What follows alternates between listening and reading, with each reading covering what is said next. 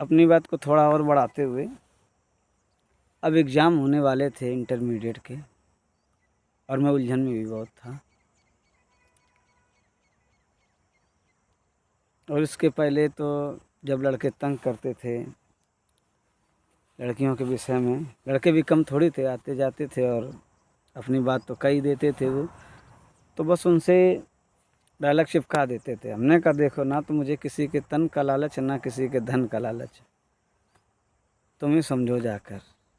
हम ना किसी के पीछे घूमते हो ना घूमने देते, दोनों काम नहीं करते। ऐसी आदत थी, मुंह पे जवाब दे देते थे लड़कों को।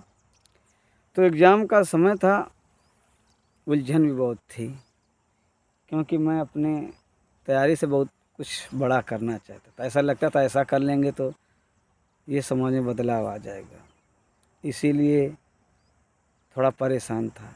फिर हमारे गुरुजी ने समझाया, हमने कहा ठीक है। घर वालों ने भी कहा, हमने अरे नहीं, ऐसा डर तो है ही नहीं हमारे अंदर। फिर एग्ज़ाम दिया हमने, लेकिन उसके पहले जैसे ही हम कोचिंग का आखिरी दिन था, बड़ा अजीब सा लग रहा था कि गुरुजी आज से मिलेंगे नहीं, रोज़ आते हैं पढ़ने, अब बिछड़ जाएंगे। बड़ा बुरा बुरा फील हो रहा था। हम समझ रहे थे कि किसी से बिछड़ने का ऐसा ही बुरा बुरा फील होता है। फिर इसके बाद एग्ज़ाम हुआ, रिजल्ट आया, पास हो गए। और इसके बाद हम दोस्त अलग अलग हुए।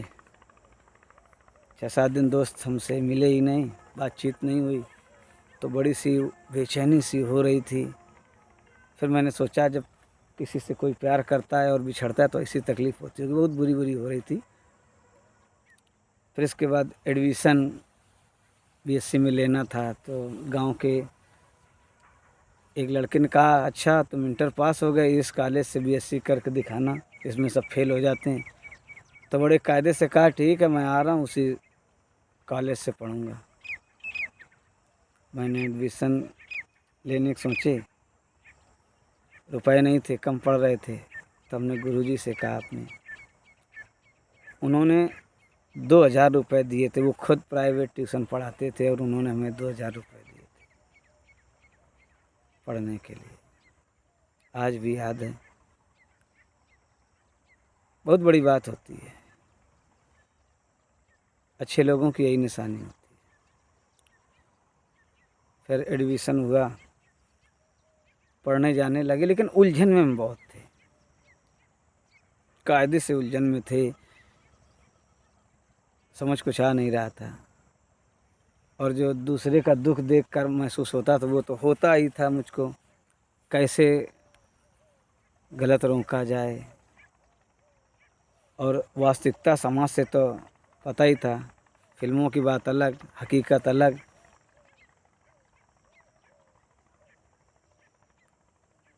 और इंग्लिश पढ़ाते हुए इंटर में जब लाइट ऑफ एशिया तो पढ़ ही रखा था, उसको भी बता दें याद आगे कि लाइट ऑफ एशिया के विषय में आपसे चर्चा नहीं की है, तो वो भी याद रखिएगा कि लाइट ऑफ एशिया तो हम पढ़ चुके थे इंग्लिश में भी।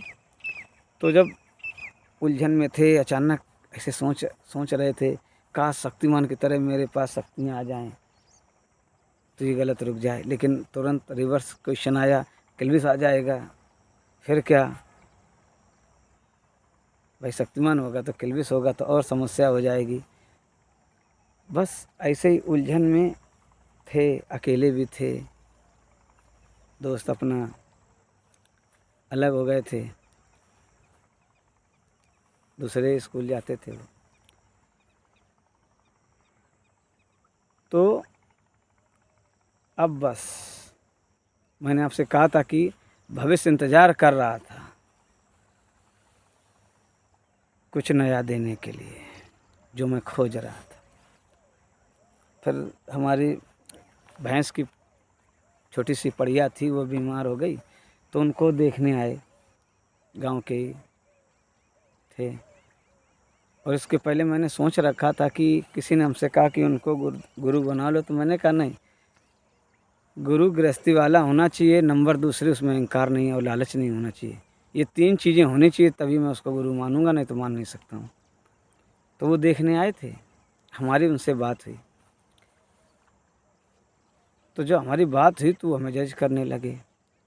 फिर उन्होंने हमसे एक बात कही कि मेरे पास एक ऐसी चीज़ है जिससे तुम दूसरे के मन की बात जान सकते हो।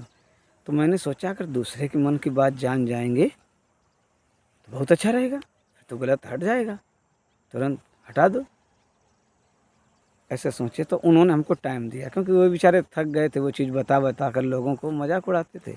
तो उन्होंने हमें पहले चेक किया, कहने लगे अच्छा 3 दिन बाद आना। हमने कहा नंबर दे दो। हम लोग 3 दिन कैसे कटेंगे हम ही नहीं जानते हैं, और ये वैसे हम परेशान रहते हैं।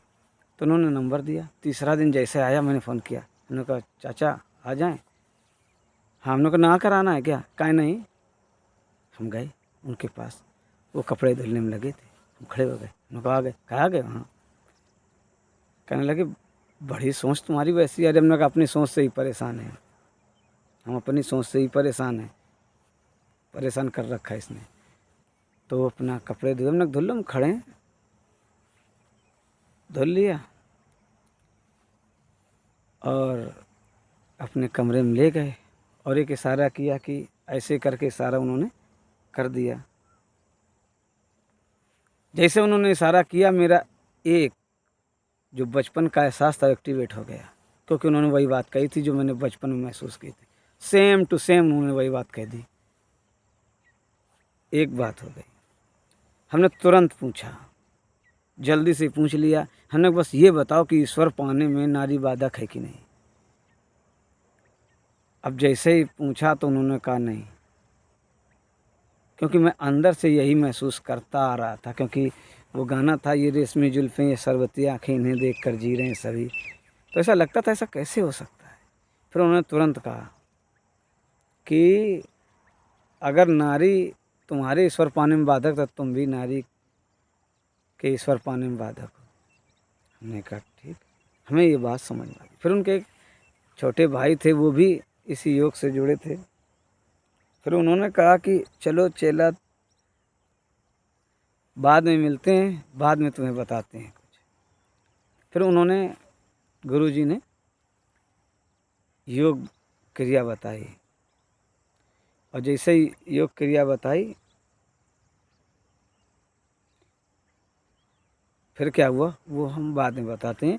पहले वो थोड़ा छोटे गुरु की बात अभी सुन लो, तो फिर बता देंगे कि योग क्रिया हमने कैसे की, वो अगले वीडियो में बताएंगे। तो इसमें क्या है कि वो भी एक लेख रखे थे, कहीं से ढूंढ ढांड के लाएंगे, लेख लिखा था।